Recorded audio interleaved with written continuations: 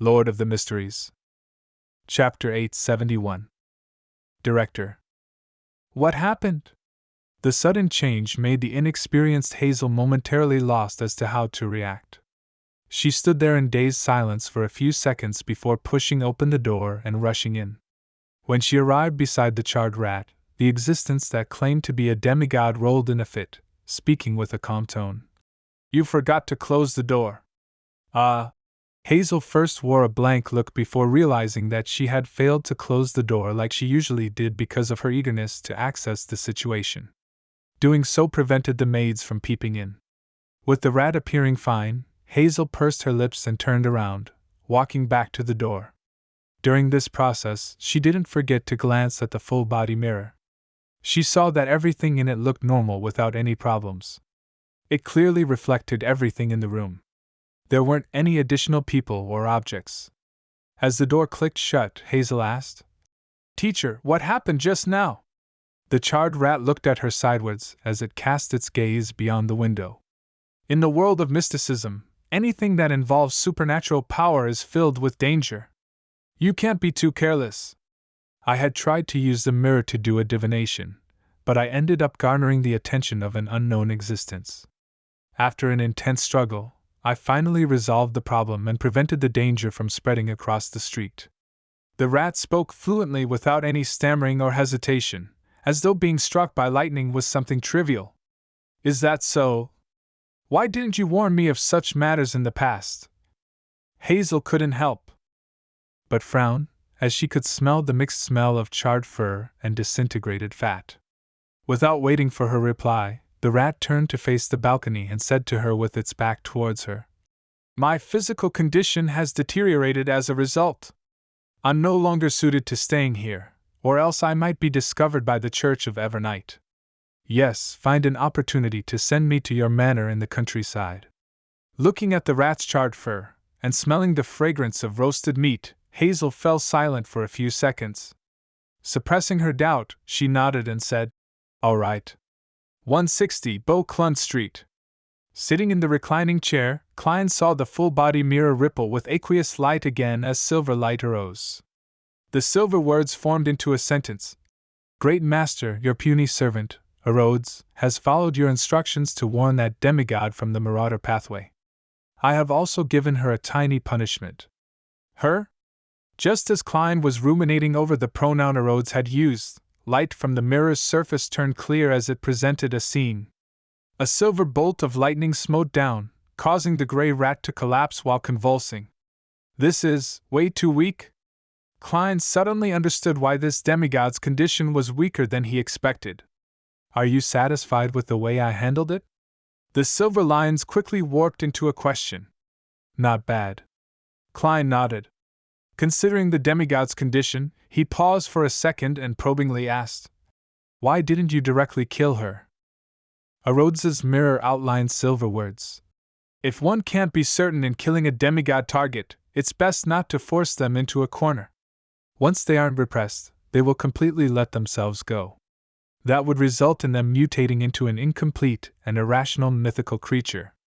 Most of the time, to have a problematic condition and to having trouble fully expressing their powers is because they are resisting their inclination of losing control.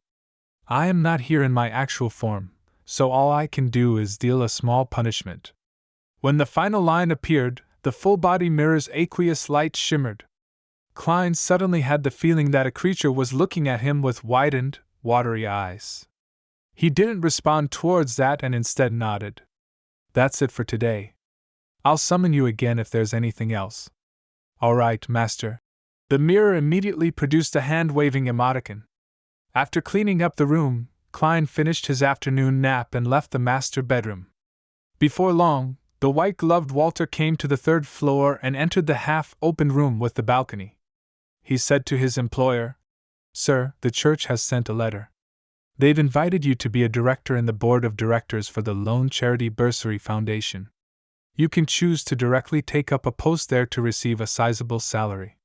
Or you can choose to take on a symbolic role. You will only participate in the discussion and vote when handling major matters. The church sure is efficient. It has already set up the framework." Klein thought and felt that since he had already donated more than £10,000, there was no need for him to claim a salary. It was better to not expect anything in return as he deliberated. I'll take on a symbolic role. However, I wish to participate in some of the actual operations of the Foundation in the future. I wish to contribute further to spread aid to help more people. I will inform the Church of your thoughts. Walter seriously replied, If you have nothing else, it's best you head over on Wednesday morning to witness the official establishment of the Foundation. Dwayne raised his porcelain cup and drank a mouthful of black tea. Okay. On the Golden Dream, Danet sat in front of the deck, worriedly looking at the azure blue sea that was churning with waves. After being urged once by Gehrman Sparrow, he felt that he couldn't delay any further. Otherwise, he might become a bounty at any time. I don't want to become a pile of cash while I'm sleeping. So what if I'm suspected? Danet gritted his teeth and mustered his courage. He passed through the cabin door and headed straight for the captain's cabin. Being unable to find Anderson Hood in a short span of time, he could only ask Vice Admiral Iceberg Edwina Edwards. After reaching his destination, Danet took 3 deep breaths and raised his right hand, prepared to knock on the door. At this moment, Vice Admiral Iceberg's voice sounded from inside. Please come in. Danet's right hand paused in midair as he forced a smile and entered. He saw that his captain was sitting behind a desk, holding a dark red fountain pen. He had no idea what she was writing. Captain, I have something I'd like to consult you about. Danet came over and bent his back slightly as he said with a smile. Edwina put down her fountain pen and pulled at her sleeves that were laced with flowers. She glanced at Danet and said, You wish to ask about West Balham? Ah? Danet's expression froze. The captain already knows? It must be those B*SD*RDS and dog*T like barrel and iron skin. They told Captain about it. I know that no secret can be kept on this ship. And it's even more so for Captain. After cursing inwardly, Danet forced a smile again. Yes, as you know, I'm very interested in history and geography. Edwina's limpid eyes moved slightly as she looked out the window. This is international politics. Without waiting for the stiff Danet to find another excuse, she continued on. In West Balham, there are cities managed by the Loanese, valleys belonging to Intis, native generals who are supported by loan, and tribes who follow Intis orders. There are also powerful independent states who rely on the requirement that both nations are balanced. They are secretly connected to the different factions of the numinous episcopate and are in a rivalry with those who claim to be the descendants of Death. In addition, the Rose School of Thought and Faysac Empire have a deep influence on West Balham. On the surface, none of the factions belong to them, but in fact, many of the generals and tribal chiefs have submitted to them. Among them, Danet listened in surprise before he lowered his hand suddenly with a dry chuckle. Captain, I need to take notes.